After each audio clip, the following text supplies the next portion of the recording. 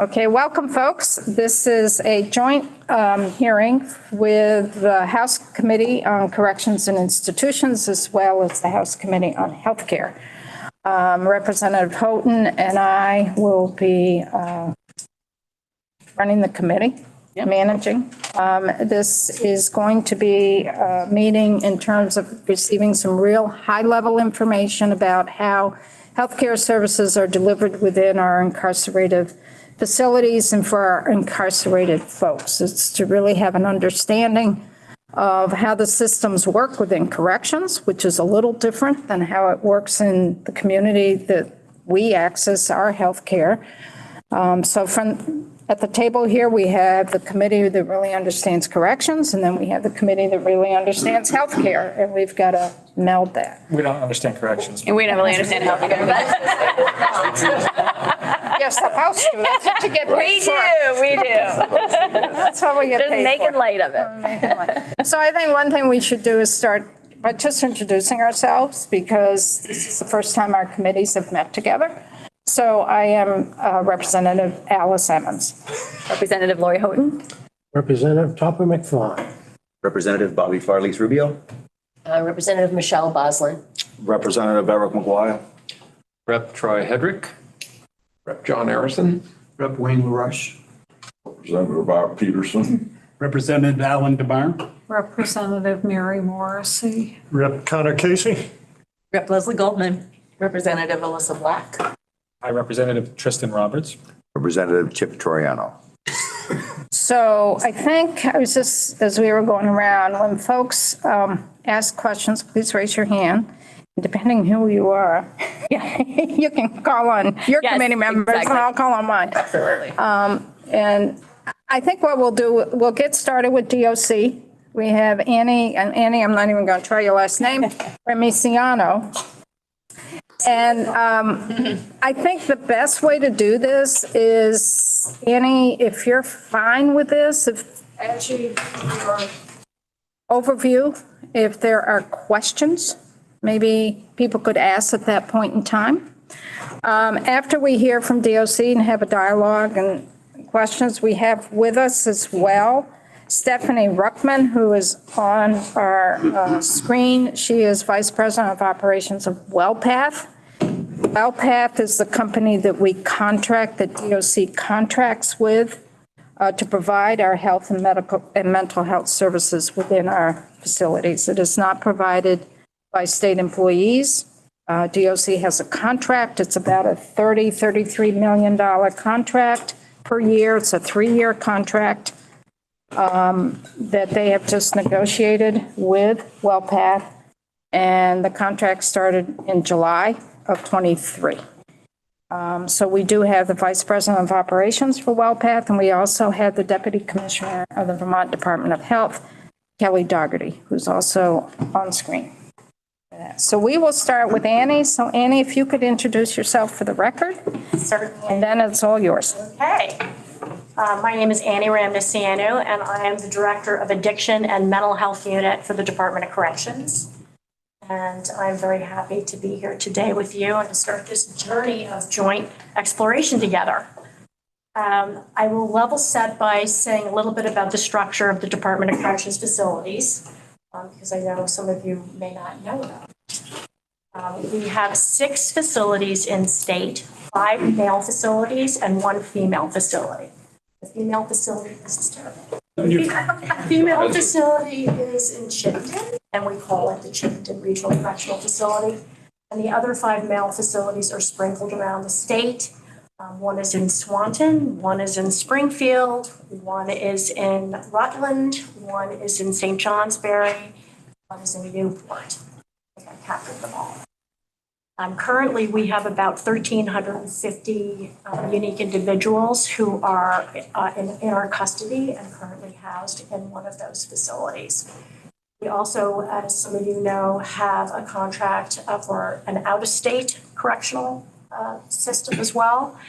But I know that that's not the topic of our conversation here today, but just for completeness of information.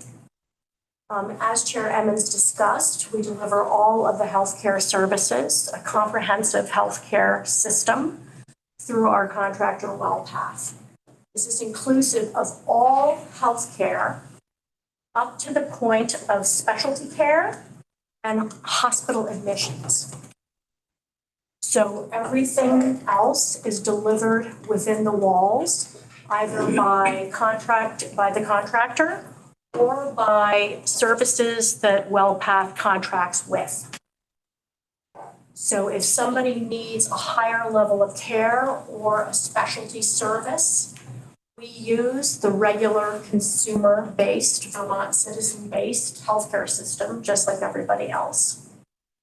We also experience the same wait lists that you guys do because we're all using the same system. And so timeliness, acuity of care, et cetera, is something that we pay very close attention to because we're bumping up to that scarcity of resource that really is national, not just here in Vermont for certain types of care. Having said that, and our correctional facilities have infirmaries where if somebody needs infirmary level of care, they can be housed within that infirmary, which is obviously staffed around the clock by nurses. Sorry, can you, for those of us in healthcare, can you explain what you mean by infirmary versus Yes. what would that, so just remember that we don't know the language. Right, there's a lot of language. There's a lot of language, and I was going to counter with it, who understands corrections by who really does understand corrections, because it's so complex. So an infirmary is a different unit in the correctional facility that is staffed differently and is obviously geared towards supporting the medical needs of somebody who needs that level of care. So there are cells, and then there are medical staff, as I started to say, nurses staff that 24/7. People obviously need that level of care for monitoring chronic conditions. They might need that level of care as a holding place while we secure hospital level of care. But it's typically a higher intensive, higher monitoring place in the institution. That said, there are also differences in the types of infirmaries and the robust nature of those infirmaries. So as you would imagine, like our facility in Rutland, Myrtle Valley Regional Correctional Facility, and our other regional Northeast are much smaller.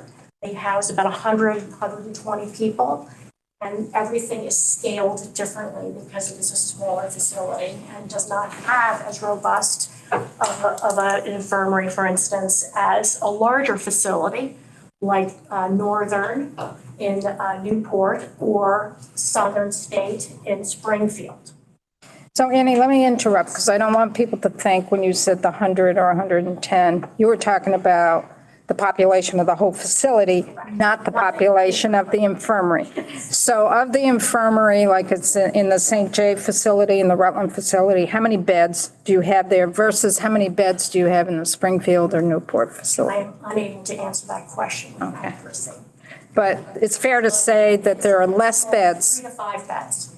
in the Rutland and Newport. And we can certainly get that information for you. I'm just less familiar with that since it's more in the healthcare arena.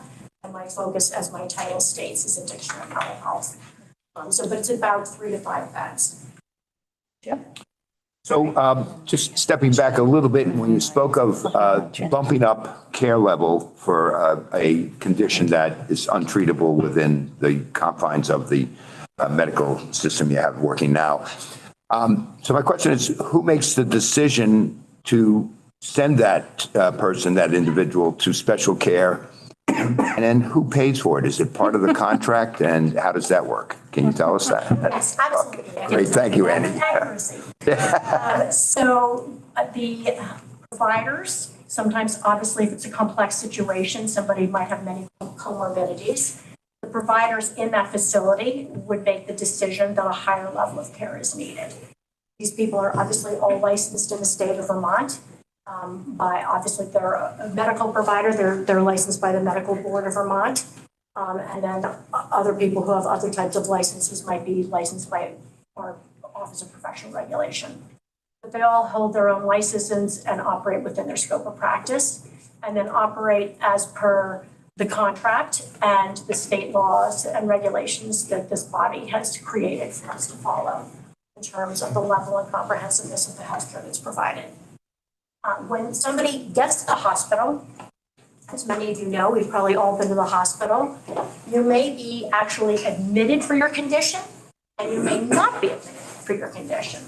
There is sometimes a little bit of an abeyance there while the screening, the assessment is done.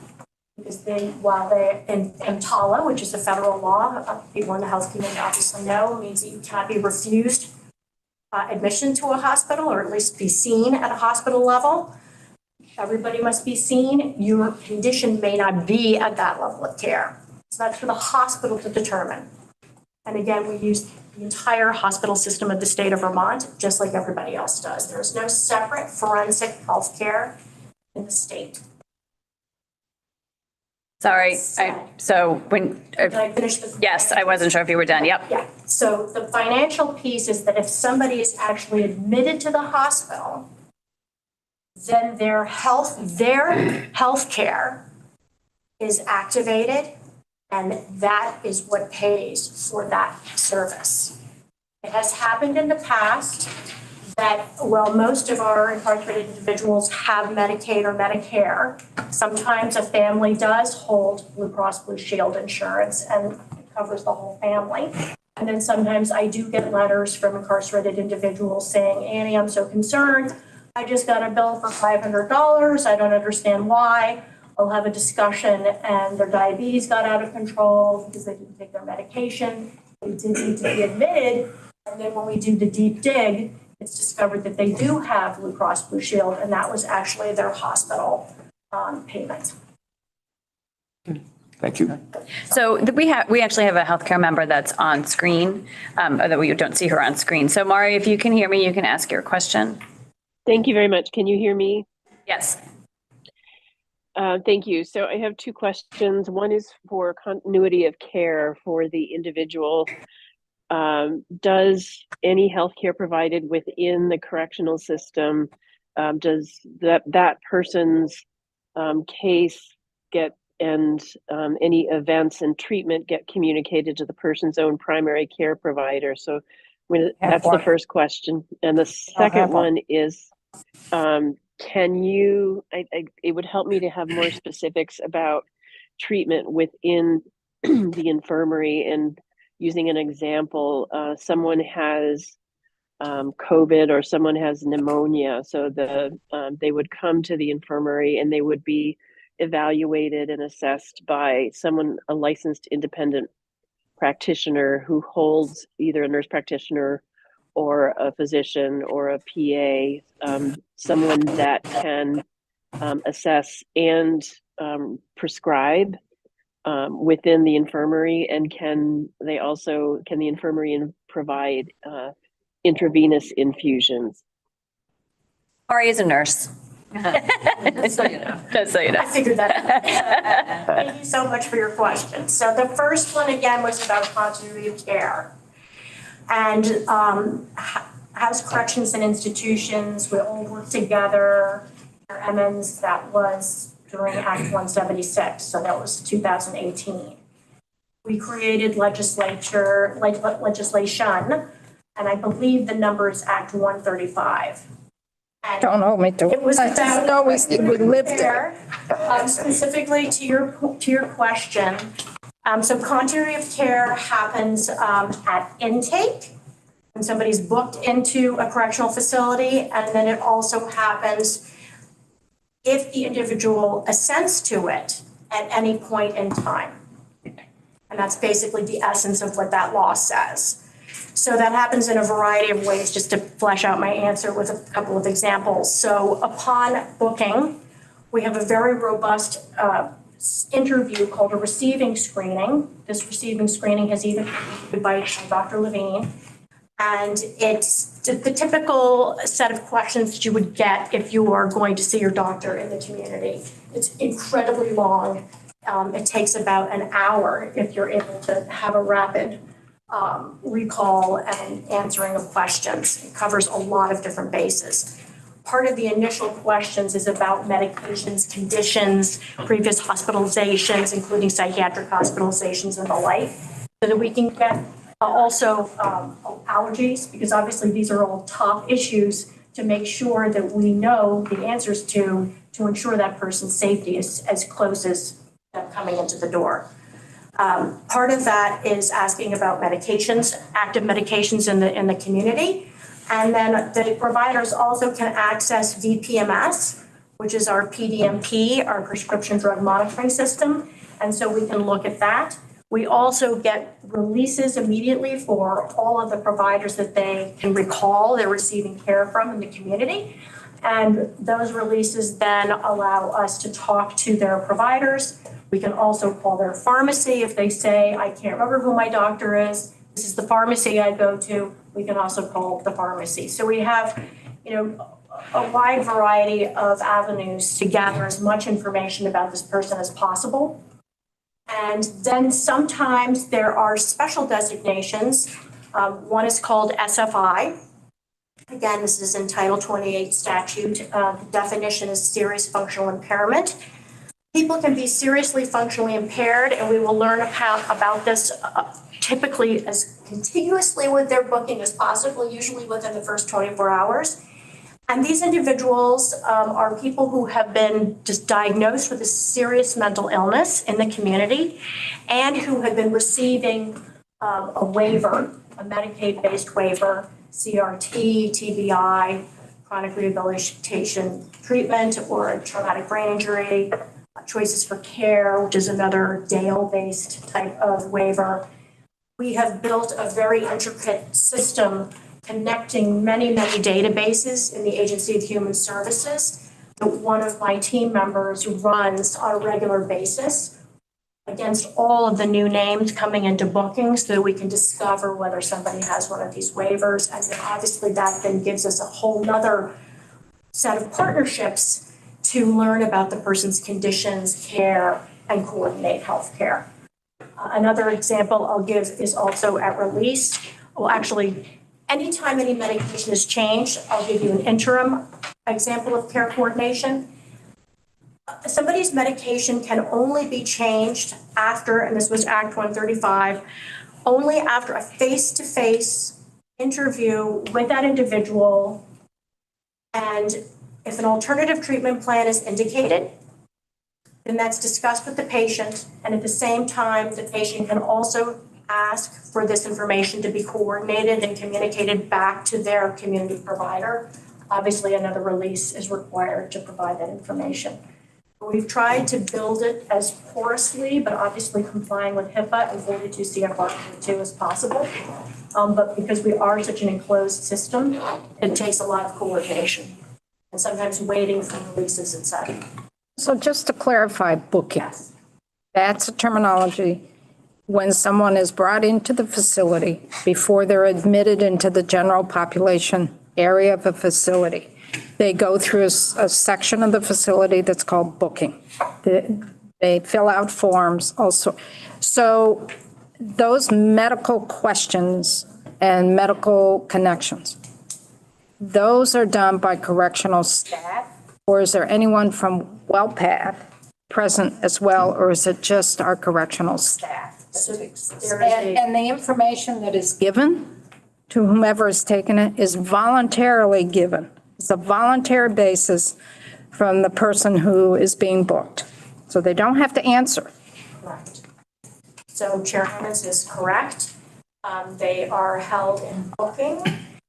Correctional officers are the individuals who first lay eyes on somebody after they're brought from the Sally Port, which is the transport area of the prison. Then they're brought into the booking area, which has holding cells. And there is a set of questions that correctional officers, booking officers ask people. There are some mental health questions in that. It's called the booking wizard.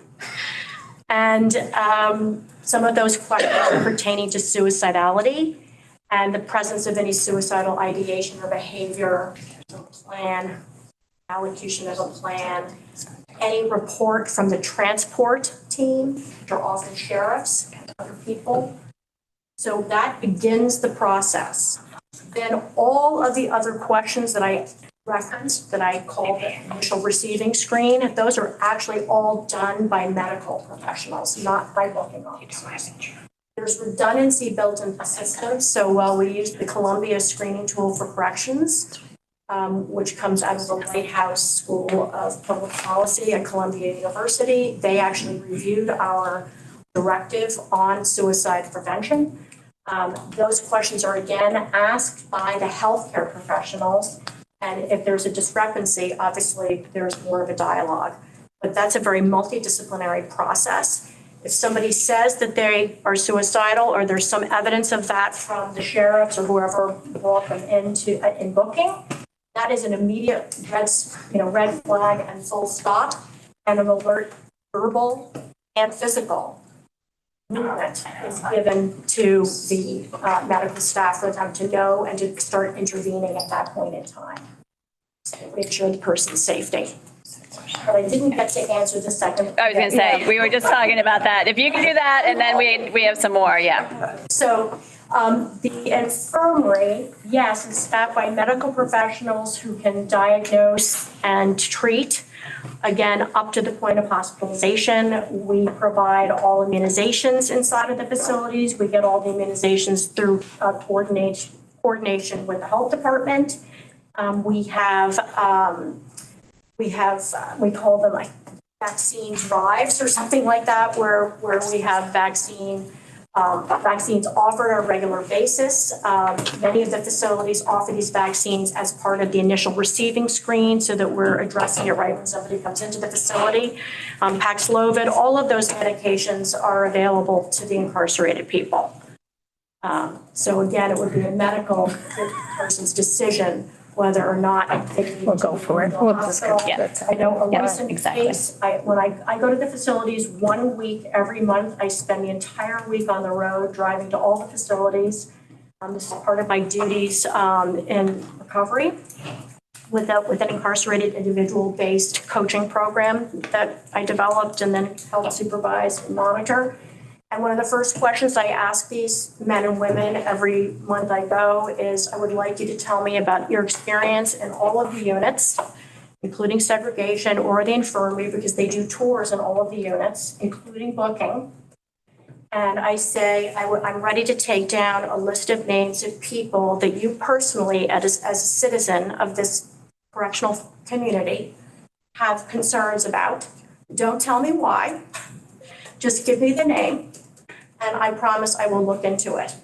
So through that system, I come in contact with a whole range of issues that I then report back to my team, back to WellPath, our contractor, and we drill down on these cases. So a recent case was coaches at Southern who were providing coaching and supportive, compassionate listening to people who were very sick in the infirmary at Southern. And they were very concerned with a man who had a very, very visible and visibly disturbing illness, chronic illness. And they were very, very upset by what they were seeing. And so obviously we had a discussion about this with WellPath. I looked in the electronic health record. This is out of my scope, but I was able to see and confirm, yes, this was concerning. It's a very complicated situation that is being co-managed by the hospital in Springfield, also Dartmouth, as well as our WellPath contracted medical staff. But everything was known to all the providers. And again, the care was being coordinated across all of these systems. And, this individual is just very sick. So we have a lot more questions. Okay. So. Wayne. Yeah, write it down. We got Wayne, we have Art, we have Tristan. We have John. We have John, and we have Connor. So you can write them all down. I got them. And then we got Topper. That's okay. I'm just, I don't want it that way. And thank you very much. That was very, very thorough. I appreciate it. You're welcome. You mentioned that there might be instances where an inmate may go to a hospital and not be admitted. Could you tell us what kind of things would result in that? And also, on the flip side, could there somebody be returning from the hospital and not be readmitted back into the facility? Great questions. So, I have to think for a minute. Sometimes people are sent to the hospital, the one that I see, so WellPath provides us a daily overview of the system that is a multi-layered report of emergency department admissions, inpatient hospitalization, and specialty appointments.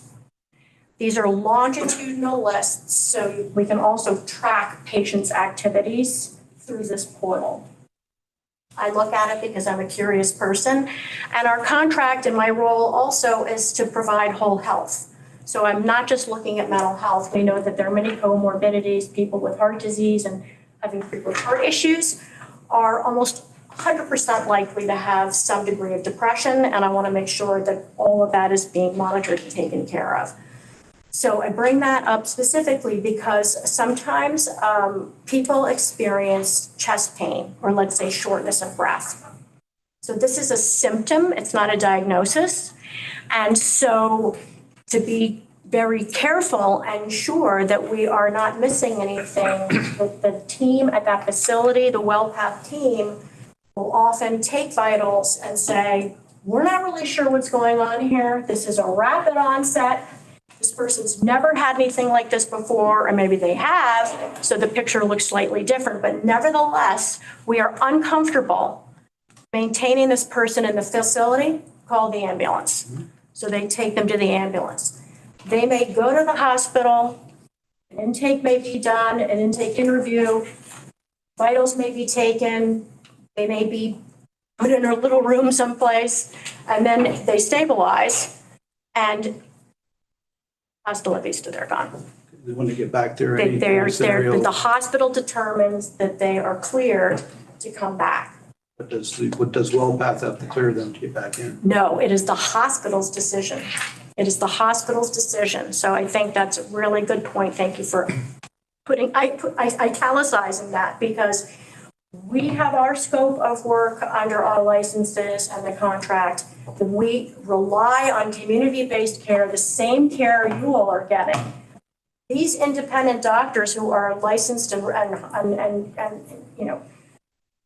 providers in a hospital then make the determination. They order the test. We do not have any authority over that. It's independent medical autonomy in the hospital.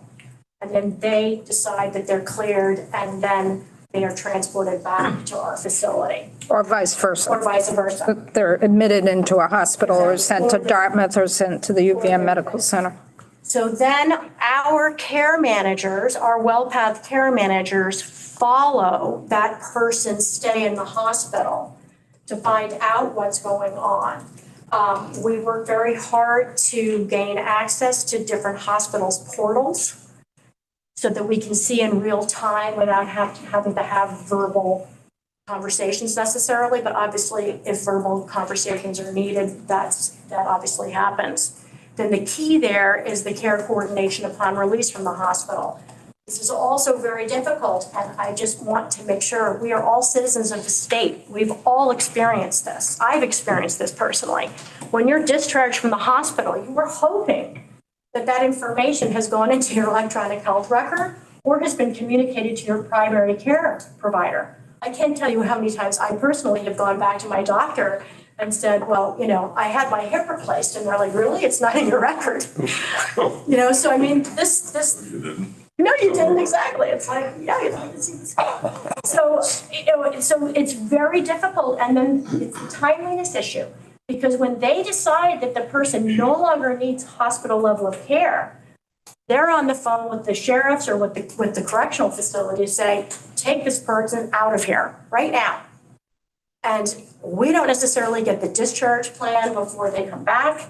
We're calling, there's all that usual melee that happens in every single situation, whether we were a correctional facility or not.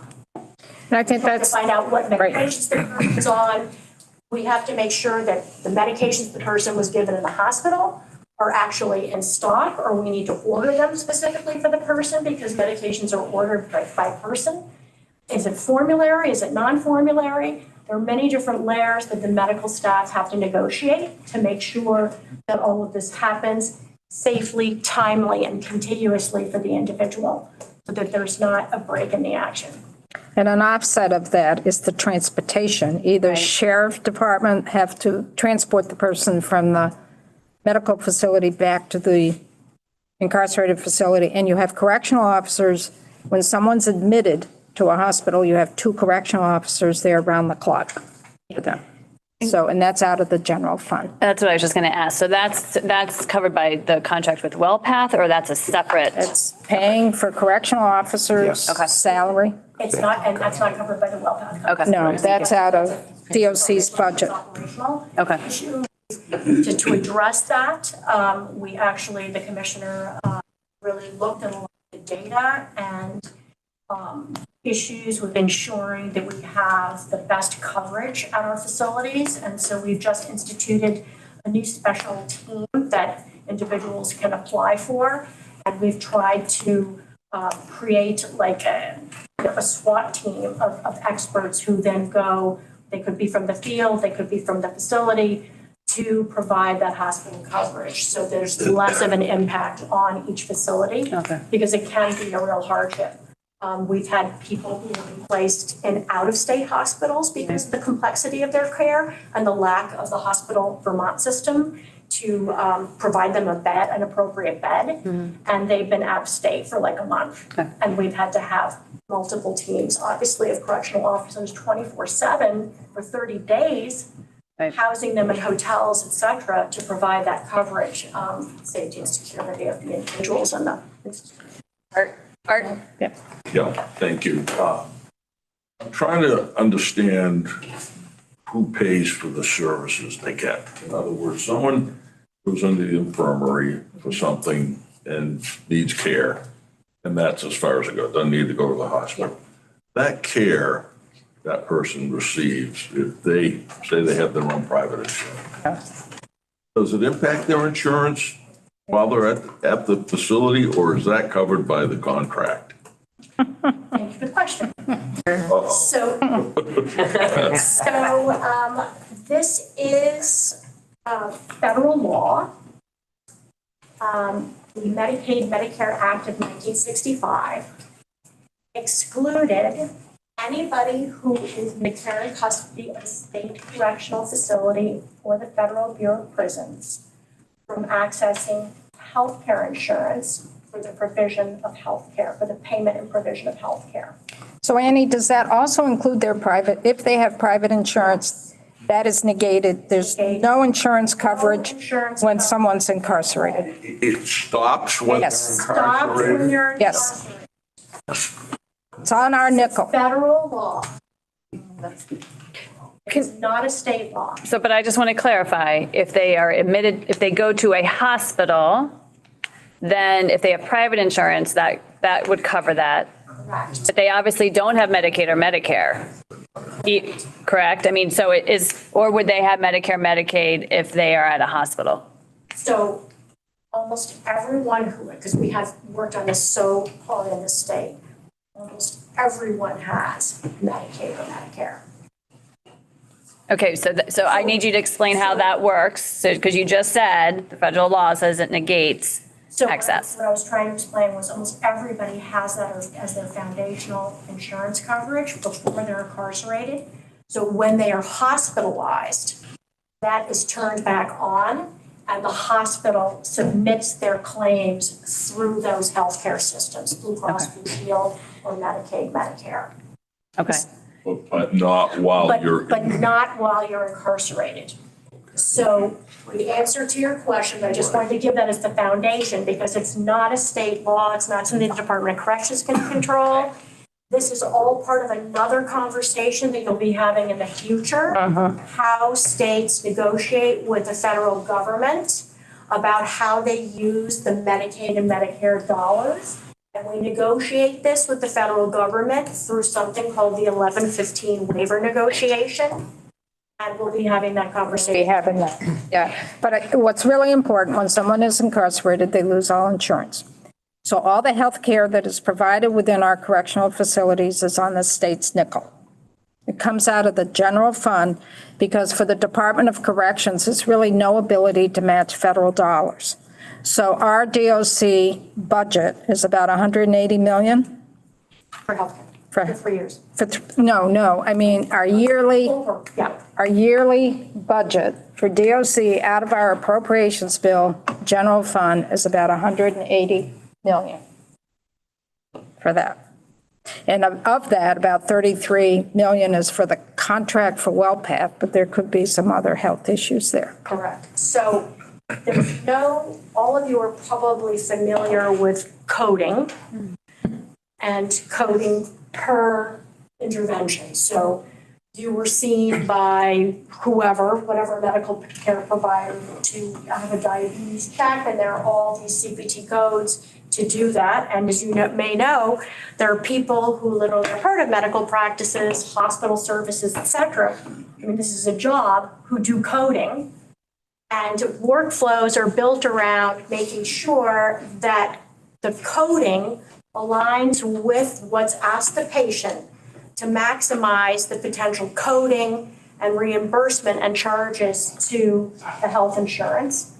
And then those costs and how the health providers are reimbursed are all negotiated. Like you get your EOB from Blue Cross Blue Shield, and it says the charge for this service is $750. And you're like, what, for a Band-Aid? And then it says, but Blue Cross Blue Shield has negotiated this, they're only getting $50. And the payment, you pay nothing.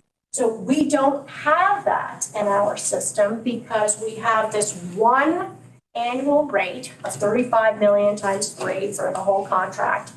And then what we do is we have a per inmate per month cost that contract is extrapolated from. Okay, the contract with WellPath. Correct. So the $35 million is an extrapolated cost based on a negotiated per inmate per month cost, which actually is not that dissimilar from like the platinum plan of Blue Cross Blue Shield. It's like $2,100 a month. It varies a little bit across each year of the contract.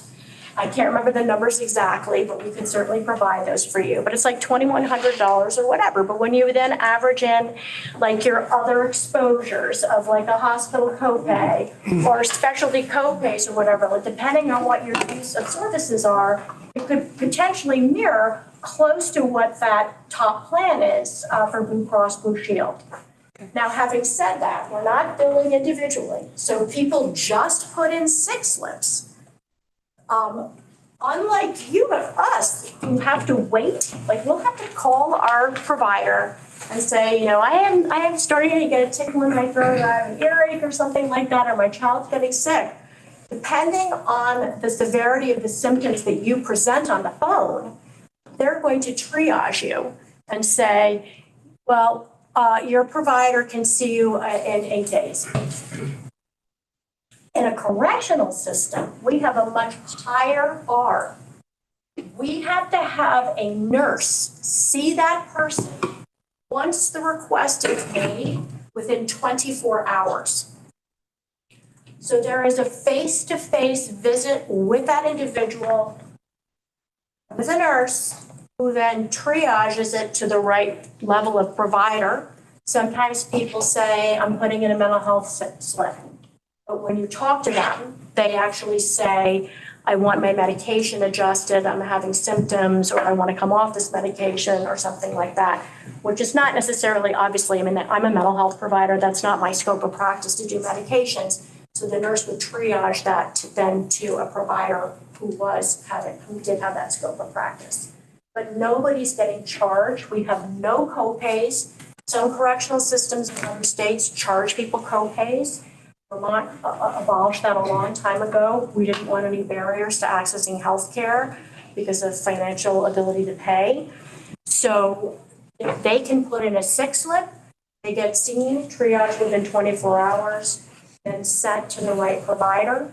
We also have, for individuals, which is like, this is like 98% of the individuals, chronic care visits. So every 90 days, you are automatically seen by the provider who's prescribing your medications.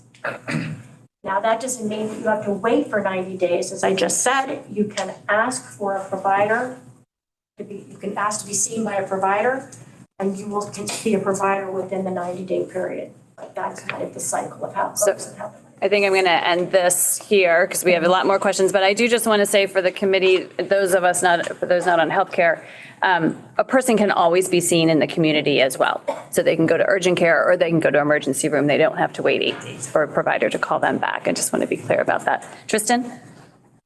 Is this, we're talking about all healthcare right now with Annie, or your job is more substance oriented? So I'm just checking. I have a general question. All healthcare within our correctional facilities Okay. for our inmates. So I have essentially a cultural question. Having, over the off session spent a number of hours in different correctional facilities in New England and speaking with incarcerated individuals and families, enough questions arose about this that I think I wanted to put it in cultural terms because, all healthcare can be delivered by the book. And yet when it's bureaucratic or even oppositional or even punitive, then healthcare is not, we've all experienced this. Incarcerated individuals sometimes report that, the doctor is not going to see them. And they feel that that's, I'm saying this, of course, it's a general statement that this can happen, this can be reported, and it has been reported. I've spoken with folks working in correctional facilities where I asked them about this, and I'll say including in Vermont. I'm not throwing mud here, Vermont, because I've spoken to really dedicated healthcare professionals inside Vermont. But I asked, well, how would you characterize this, knowing that sometimes what you hear from inmates is a lot of grievances. So how would you distinguish what's really important about healthcare in this facility? And I think one individual really summed it up well. They said, we just don't have issues where it's sort of a trust issue or a punitive issue because and he's speaking as a doctor, I'm just out there. I'm interacting with inmates. I know what's going on. We know there's an understanding. And I was just wondering if you could sort of characterize or describe culture that you observe. Sure. And I also, as I said, speak to many incarcerated individuals every month. So I have a lot of contact. I would say that one thing I don't think either the chair or myself have mentioned is that all healthcare is voluntary. You touched on this when you said in booking, people can refuse. So all participating in any activity, and this is all patient report, except for the information we can get from a PDMP, et cetera. But they can also say, I don't want you talking to my doctor at all. And sometimes that does happen. People refuse to answer any questions, and it's very complicated. I have a case that I'm sort of doing a root cause analysis on right now. That was this type of a situation. A detainer who came in. A detainer is somebody who has not been sentenced, so they're being held on conditions of the court with us. The average length of stay for detainers in Vermont is about 3 to 5 days.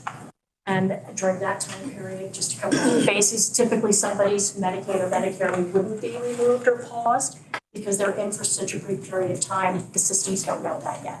So a detainee is a person who has not been convicted and has not been sentenced. They have just been arrested. Right.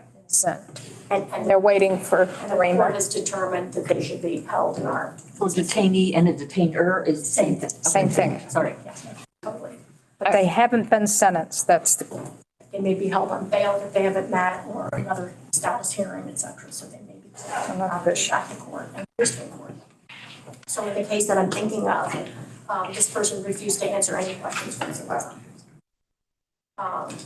But they actually were seriously mentally ill I've come to find out, but since they would not participate and wouldn't sign any releases to talk to anybody, we have no way of knowing what was happening to them. And that's the same in the general population as well. So in terms of culture, I think it's important to know that, because I think sometimes we have ideas because people are in our care and custody, that means that things can be forced on them. And so that actually is a myth. The only thing being forced on them is their care and custody and the commissioner's care and custody, but everything else is not forced. You could just. Can I kind of follow up? I mean, I heard in your response an issue with sometimes someone doesn't comply, someone doesn't want to work with the provider, and some things can't be forced. If that really doesn't cover a lot of cases where I've heard from individuals about where they say, I had an injury and it just wasn't seen and it wasn't taken care of and it got worse. And I did seek treatment. And so there's some things being left out here. So our system, as you mentioned before, of grievances is something that we obviously pay very close attention to. And I actually oversee the ones that are addiction and mental health related. The mental health chief, Colleen Nelson, operationalizes the responses, but I review all the cases and make sure that everything is happening. And I obviously need to know that in my scope of work anyway. And then we have reports every month by every facility where we look at every single category. And we actually can go back and look at the trends and the grievances to try to assess what I think you're asking about. I would say that most of the time, so I would say a little over 50%, the grievance is not found. And people can also put in multiple grievances. So sometimes people leave the same thing 7 times a day. It stays all at the local level. I only see it when it comes to the commissioner level. And their self-report is not always accurate. In the grievance system, we have different ways of reconciling the grievance. I would say of the ones that I oversee, the addiction and mental health ones, 99% of them are rejected. It is a disagreement that the incarcerated individual has with the provider. And since the provider has medical autonomy, well, I can ask evidence-based questions, cite research, probe and prod, and question the medical team making the decisions. I don't have any authority over them to direct the care because they are the provider. So we always say, continue to work with the provider. Our job is to oversee if they are not getting the care that they want. Just because we ask for something doesn't mean we get it. That an alternative treatment plan that makes sense in terms of medication or frequency of service, et cetera, are being met. There are other categories of grievance response. 2 other ones, meritorious in part or meritorious in whole. Sometimes I do see and agree that the grievance should be meritorious and whole because there has not been full communication with the patient and an alternative treatment plan has not been provided to them in a timely manner. And then that's obviously a continuous quality improvement issue to go back to WellPath. And then sometimes it's meritorious in part. So all I can say is that there can be a lot of discontent. I see that about dentures or dental care. Sometimes I see that about eye care. Sometimes I see that about other types of care. But when we drill into those and look at the content of the medical record, they've been provided the standard of care that the state requires. All right, I'm going to keep moving us along here. John. Then Connor. Term medical professional, and you've used the term nursing. Could you elaborate and expand on what the contract with WellPath requires for staffing? Absolutely. So, sorry if I was confusing. No, first of all. And so we have different levels of providers. We have RNs, we have LNAs, we have LPNs, we have doctors, we have advanced practice registered nurses, APRNs, we have a psychiatrist, we have an addictionologist. So we have a different array of professionals with different scopes of practice. And the workflows to address not only the patient's path through our internal healthcare system is staffed at each point with that scope of practice as they move along their diagnostic and care continuum.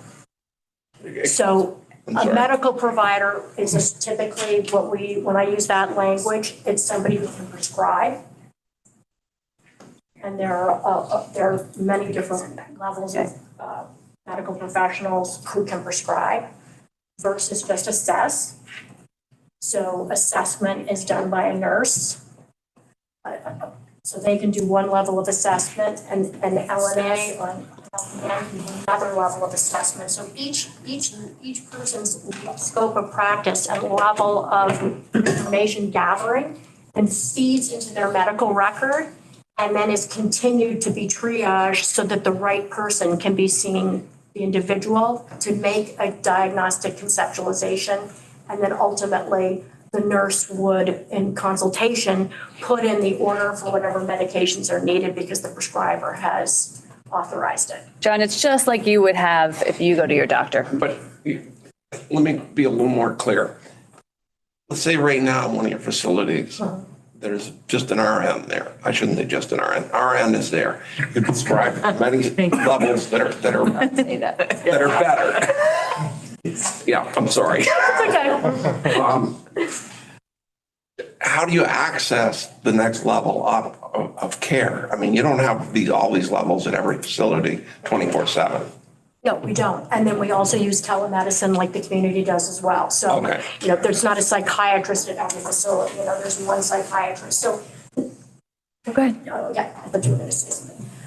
And so it's the provider's determination. It's their license that they would rely on and their training that they would rely on, that the symptomatology, the vital signs they're collecting, et cetera, would need to be escalated to another provider in the system. So through Depending on what it so is. through a WellPath, access to these higher levels, all available Yes, 24/7. yeah, yeah. Okay. And I just want to follow up with that point. All of these people you're talking about, when you say provider, if they're not in a hospital, the provider is a WellPath employee. Okay, thank you. All WellPath employees, or else a specialty care, because remember that was the other Right. daily report I get, specialty care in the community. So that's another area that, again, correctional officers staff those transports and they go out for specialty care, Right. not just hospital admissions. Okay. So then the care would be fed into by the determinations from that community-based specialty care provider.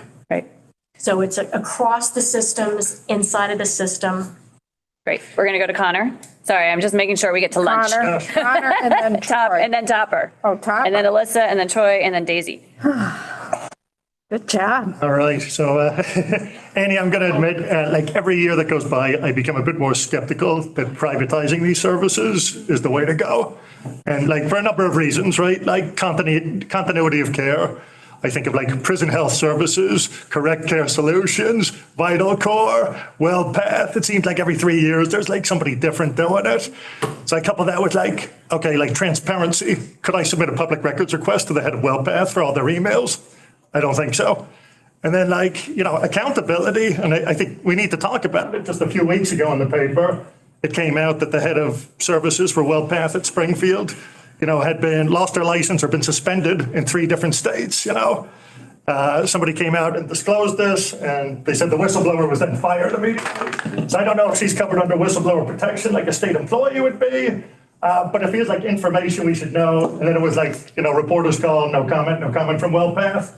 And it just doesn't feel like, that coupled with the increasing number of deaths, which I believe are unrelated, I do believe that, it just doesn't necessarily inspire confidence. So I'm hoping you could maybe just go over the rationale. Like, is it money? Is it cheaper well path? Is it staffing, Because I have trouble believing that if you could get a state pension, for some of these jobs, wouldn't that be more attractive? So I'm hoping you could just give me a bit more confidence in why we're going this direction. So in my tenure, this is my 10th year working at the Department of Corrections. I worked in the community before this role. In that 10-year period, I personally have been part of 3 or 4 legislative analyses of your question. And in almost every one of those reports, they were conducted not by the with the Department of Corrections, but typically with another governmental entity and then an independent body. And the findings typically found that our correctional system, because of its smallness, because of its uniqueness, we're one of 6 correctional systems in the country to be integrated, which means we have everybody. We have incapacitated people, we have detainers, we have sentenced people. We're the smallest and only one of 6 that are like that. The scalability, the complexity, and then also that we have to staff our system, again, lack of scalability, to the degree that it needs to at each of the facilities, that it ends up being a very, very expensive proposition. And so all of the reports have basically shown that the intersection of all of these staffing issues, facility operations issues, et cetera, that this is the least expensive modality. We always come up number 1 or number 2 in Pew Research evaluations of correctional healthcare systems as being either the first most expensive in the country or the second most expensive. I mean, I hear everything that you're saying, and a lot would need to change for us to absorb this into the state healthcare system. And some of the assessments, and I'm happy to send some of those over to the committee for review, had estimated that it would be much more expensive if this was delivered, if healthcare was delivered by state health employees because of the various pension, et cetera. Okay, Topper? We've been talking about people in the prison. When a person's getting ready to leave, can you just go over that? Just tell us what you do for that person to make sure that that transition works. That's my first question. The second question is a veteran who has TRICARE treated any differently than the Medicaid. Do they lose TRICARE when they're in there? They do. Okay. We have, so I'm going to start there because it's the easy one. So we have liaisons at facilities with the VA. So I've worked with that individual, many of those individuals, and they come in and do in-reach with veterans, and we try to braid and blend to take advantage of that system as much as possible, but it doesn't cover any of the cost of healthcare. It's simply for preparation for release and to make sure that they know that the VA is still there for them and to create more of a community for them and, support. Okay, you do that. That happens currently, but it doesn't pay for any of the healthcare. Right. Okay, so when the person comes out of the prison, you have a plan and you've made the appointments. So a little more complicated. So that was question number 2. Oh, okay. Right, okay. VA. TRICARE was the third one. VA and TRICARE. Yeah, okay. With that? Okay, so that's my questions answered. So then this goes back to understanding the correctional system, which is very complicated. So as we discussed earlier, there are some definitions, and a lot of this can be found on the Department of Corrections website. We give all of the legal definitions of all of the different legal statuses that people can have inside of our facilities. I'm sorry if I'm getting detailed, but this, you do need to sort of know this to understand my answer. We have the detainers, the detainees, 3 to 5 days average, not charged, not sentenced. Then we have the sentenced population. They're about 50-50. Half of the facility, 40 to 50% are detainers coming and going very, very rapidly. We don't know when the sheriffs are going to come, literally, to the Sally Port and say, I want to take this person out, and they get released from court. Believe me, causing a lot of stress. Then we have sentenced people. They don't get any case planning. Detainers, no case planning because they're in and out. We have no idea what's happening. They're housed with us, but they're going through a court process. We ensure that they get the receiving, screening, all the healthcare they need along a timeline. It's the same typically as the community, and then they're gone. So there's not a lot of medical discharge planning possible with them because they get released to court.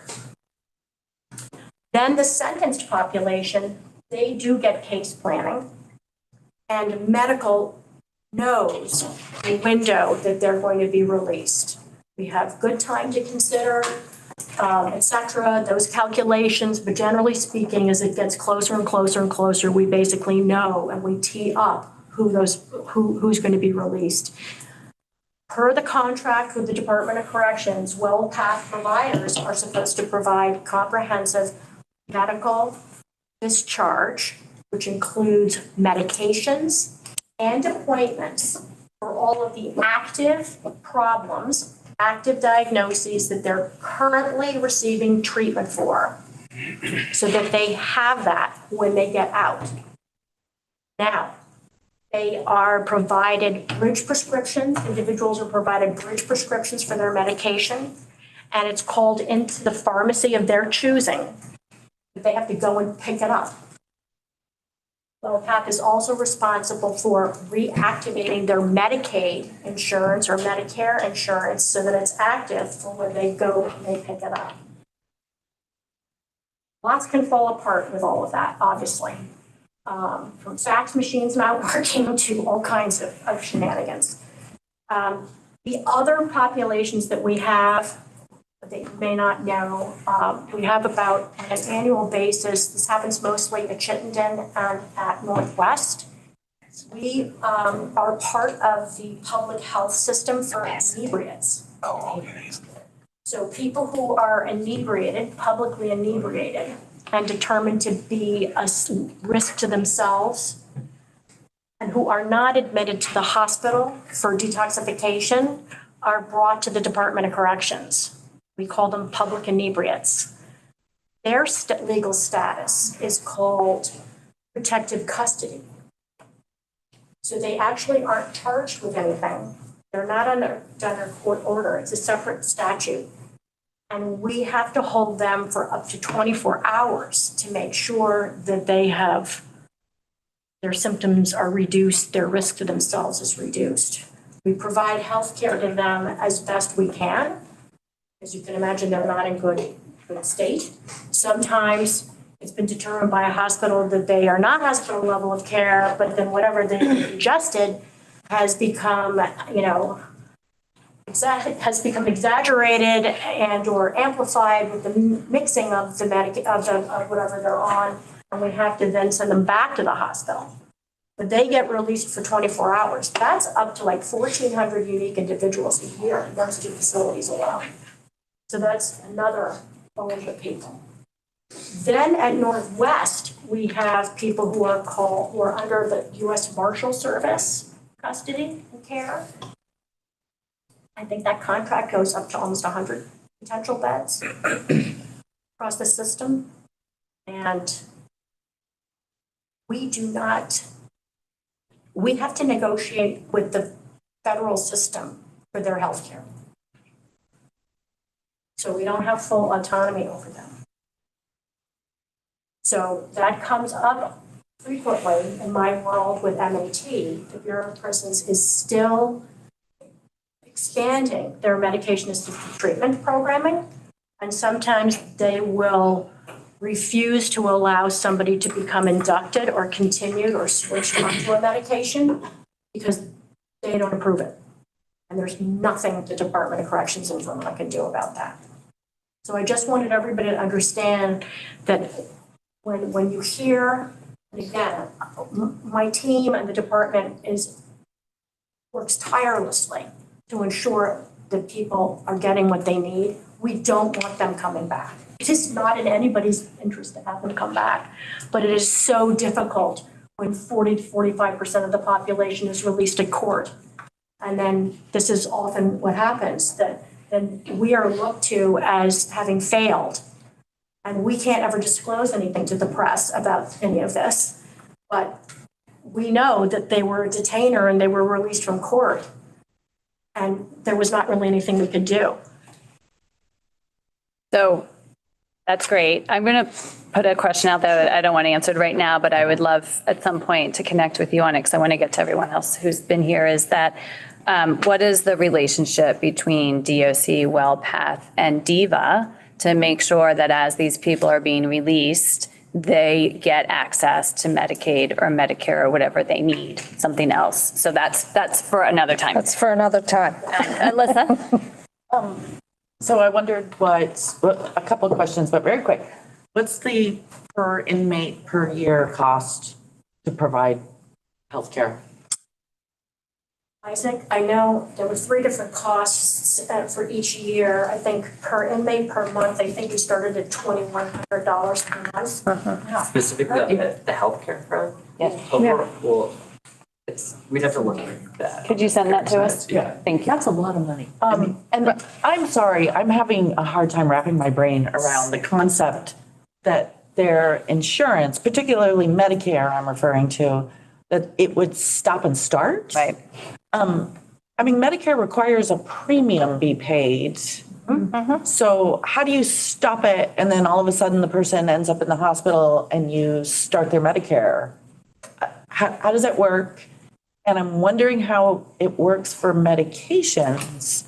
If a person is on a particular range of meds, I'm sure that you're stocked some of them, but not all of them. Who's paying for these medications? We are. If they don't have any insurance at the time that they're. We are. We are. We are? Yeah, we pay for State. We pay for everything. Per inmate per month. So I know that you were saying that seems very high. Medications are very expensive. Yeah. We pay for Can we everything. find So out what the we have- percentage we of have a regular medication that pharmacy costs? meeting. We have all kinds of pharmacy MAT. data we can share. Yeah. You know, the prescribing is enormous. Our people are not well. I think what I'd like to do, and I'll talk to Alice about this, but I know we'll have a debrief in our committee, and I already have a list of questions of data we would like to see from you before we come back to the table. So we'll gather that at that point. We'll work with Alice and her committee and then send you a list and then continue. So I think one thing that's really important is when folks are coming into an incarcerative setting, they're very sick. A lot of them have not had medical care. They don't have a provider. They don't have a primary provider. Their medications may be so outdated. And I mean, that's what DOC is seeing, is folks who are coming in, they could be 30 years old, 40 years old, but they have the health issues of a 70-year-old. That's what's happening. That's what people need to understand. The folks that are coming in are not coming in, they're not healthy for the most part. Some are. But the bulk of folks who are coming in have some real sickness. They haven't been to a dentist. They don't have a primary care provider. They don't have medications, or the medications are totally out of date. Or they haven't had the money to pay for the They medication. haven't had the money. They're not on any insurance. They're not on Medicaid. I mean, and then corrections has to pick all this up. They're disconnected. before they even get into the Yes. system. Okay, we have Troy and we have Daisy. Kind of a springboard nicely off Representative Black's question. I want to stay on that per inmate per month rate for just a moment. And I'm curious to know what happens to quality of care as we approach that limit, right? As we start realizing we're close to either surpassing or arriving to that rate limit.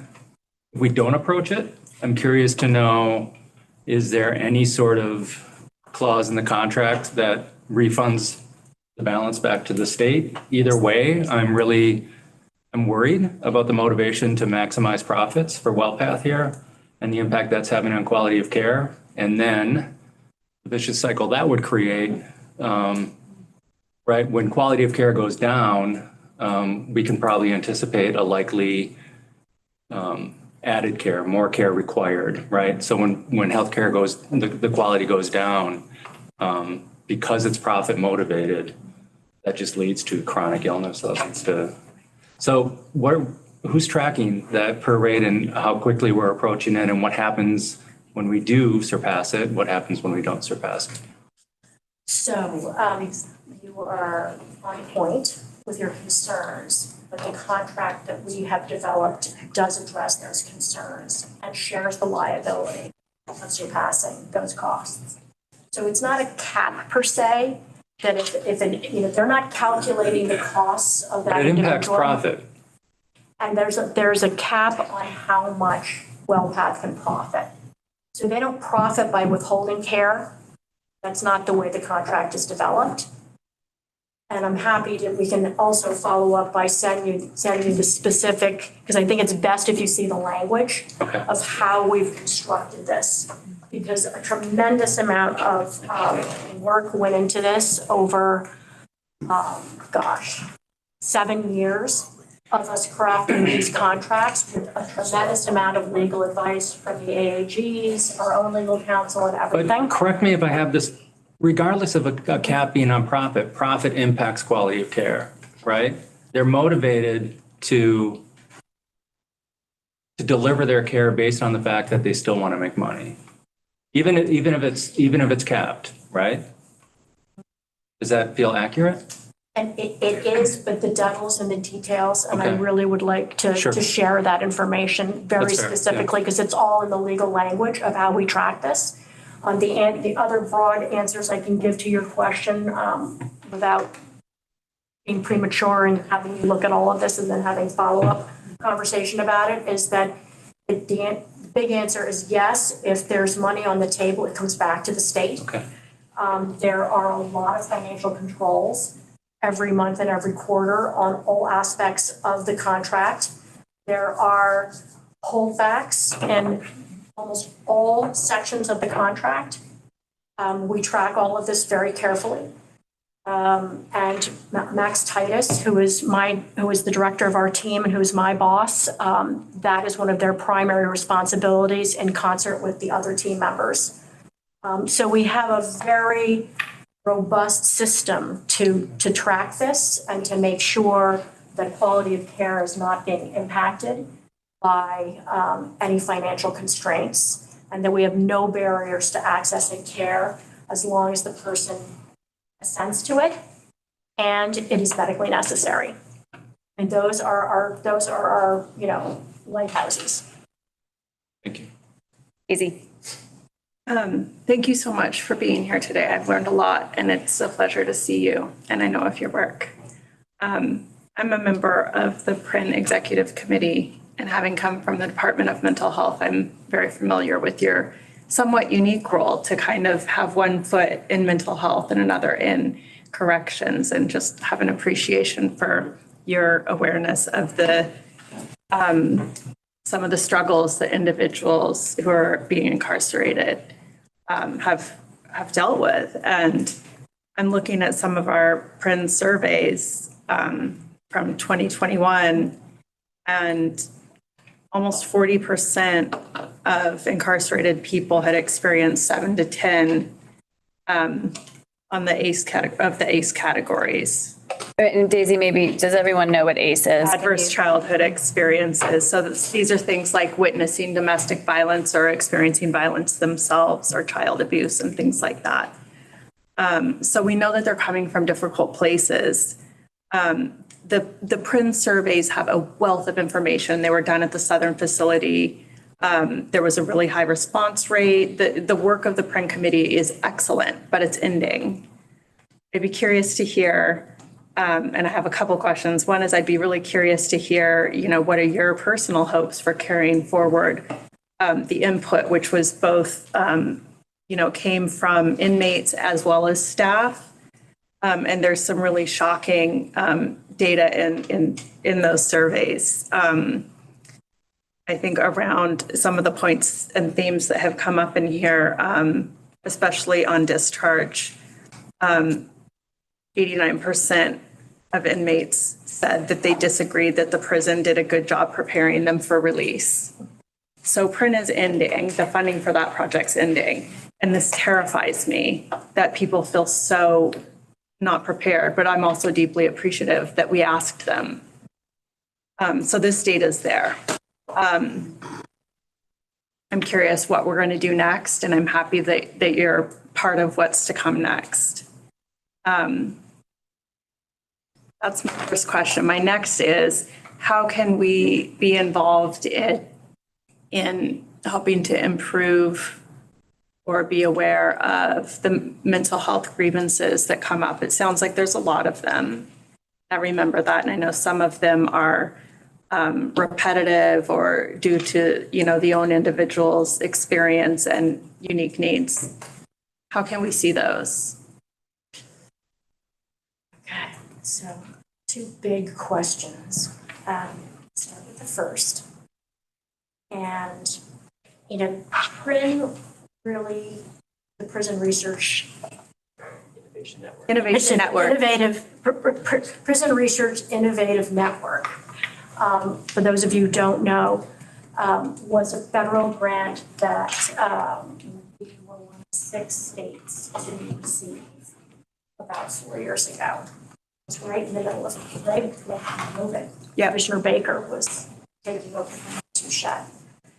And Southern State was chosen to be the facility where these activities took place. It was basically a learning collaborative, a high-level learning collaborative with the other prisons who were involved in this.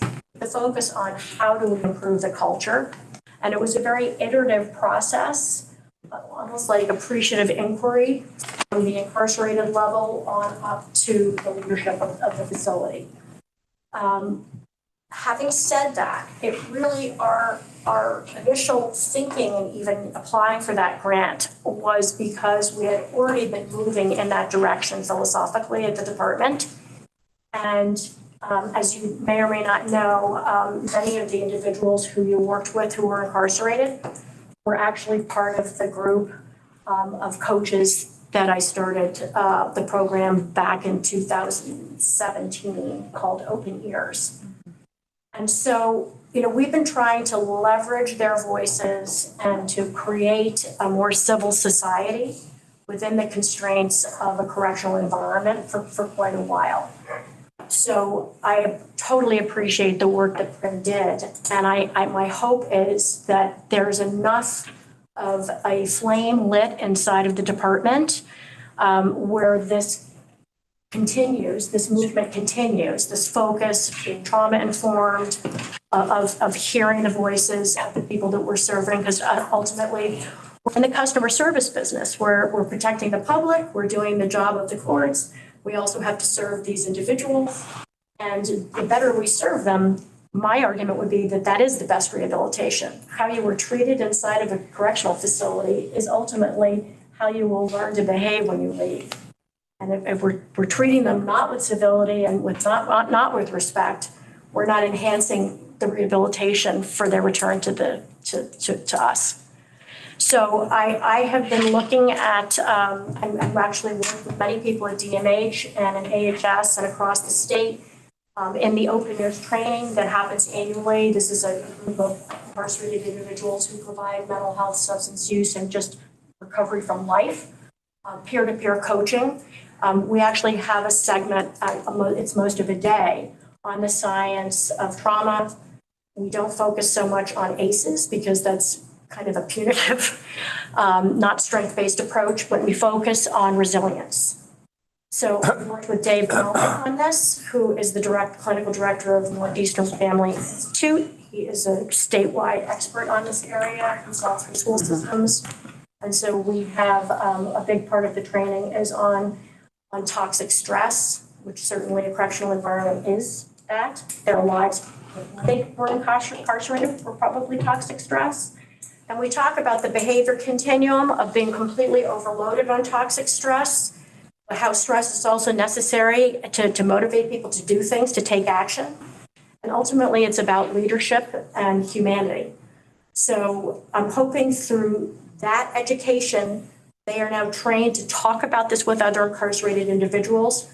Pre-COVID, for instance, at Northern, there were over 1,500 individual coaching sessions in 1 year. So they really do impact a large part of the system.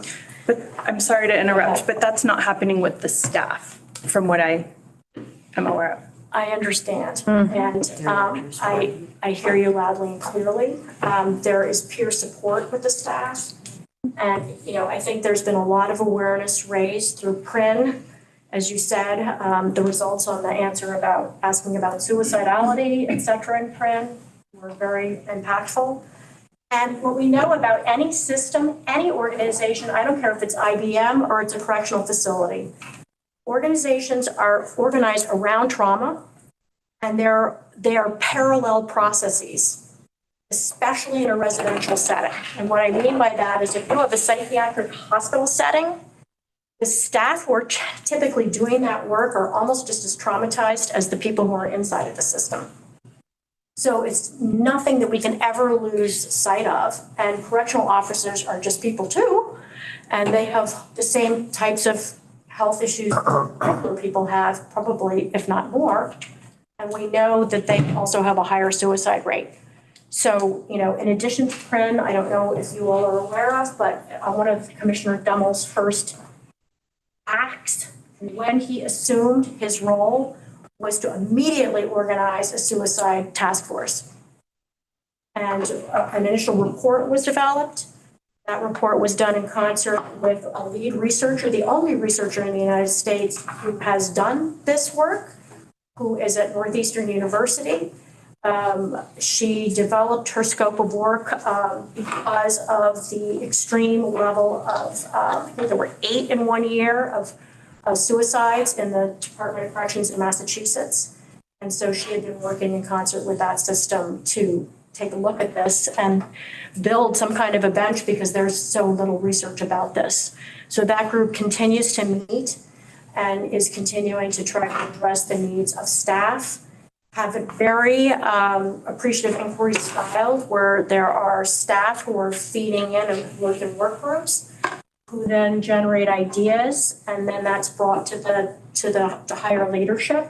And people the commissioner's desire is to empower people to have a voice and to take action, to tell leadership what they need. And so very much mirroring what PRIN was trying to accomplish. You So good? I don't know if that answers your question. Okay. We have one last question, and then I think we'll be done. Brian? Hi. Hi, Brian. We used to work together a long time. So you talked about how a lot of people are arriving in the correction system sick. And that's not surprising to me because the social determinants of health are intertwined with the social determinants of crime. And so I'm guessing that the same factors that are making people come to the facilities unwell are the same factors that drove them to commit criminal behavior, or if they even did, because some people are innocent and get convicted. But that being said, I'm curious how you see health conditions worsen for people due to the fact that they're simply incarcerated. Because even though you talked a lot about the services that are being provided, research shows that incarceration itself is bad for health. So I'm just curious, and we saw like with the Springfield survey, I believe it was called, that was done at Southern State Correctional Facility that you were referring to, the AZ, that people reported that their health worsened. I'm curious if you could say more about how you see people's health worsen just due to being incarcerated. I mean, that is absolutely correct.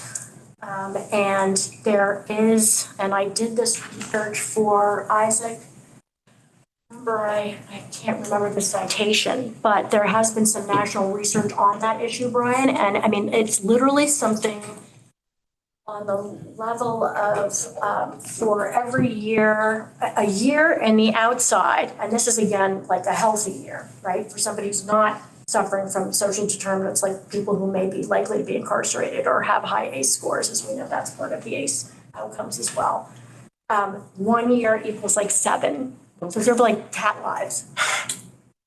So, you know, I know that it's again, it's a public safety issue to contain someone who is not willing to address their behaviors that are creating a public safety threat for the rest of us. And yet you are also correct that that certainly does not make them well. And that's what I've testified many times to HCI before, is that when people are seriously mentally ill, it is a serious decision to incarcerate them.